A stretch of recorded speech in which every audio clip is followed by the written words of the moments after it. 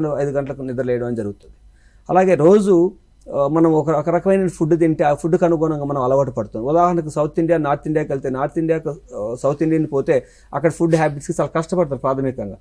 కొద్ది రోజులు, కొన్ని నెలలు, కొన్ని సంవత్సరాల తర్వాత ఆటోమేటిక్గా అలవాటు పడిపోతారు. అంటే శరీరానికి అడాప్టివ్ సిస్టమ్ ఉంటుంది, అలాగే మనసుకు కూడా అడాప్టివ్ సిస్టమ్ ఉంటుంది. ఈ శరీరం, మనసు అడాప్టివ్ సిస్టమ్స్ కనుక ఈ పిల్లలు ఇటువంటి శారీరకమైనటువంటి అడాప్టివ్ సిస్టానికి లోనవుతున్నారు. ఆ అడాప్టివ్ సిస్టమ్ మానసిక వ్యవస్థ పైన ఎలా ప్రభావితం చేస్తుందంటే ఈ యొక్క డొపామిన్ అనేటువంటి రివార్డ్ సెంటర్ని ప్రేరేపితం చేసే హార్మోను న్యూరో ట్రాన్స్మిటర్ ఏం చేస్తుందంటే ఎప్పుడు నేను ఉత్సాహపరుస్తూ ముందుకు తీసుకెళ్తూ ఉంటుంది.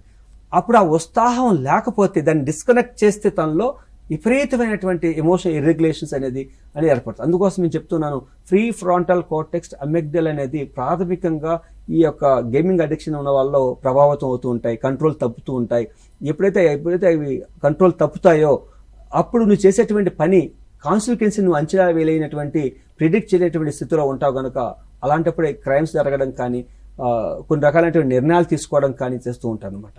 అంటే it's biological, psychological, cultural practice కూడా ఏర్పడుతుంది. పీర్ గ్రూప్లో అటువంటిది ఎక్కువ అవుతుంది కనుక ఇది ప్రమాదకరంగా భావించవచ్చండి.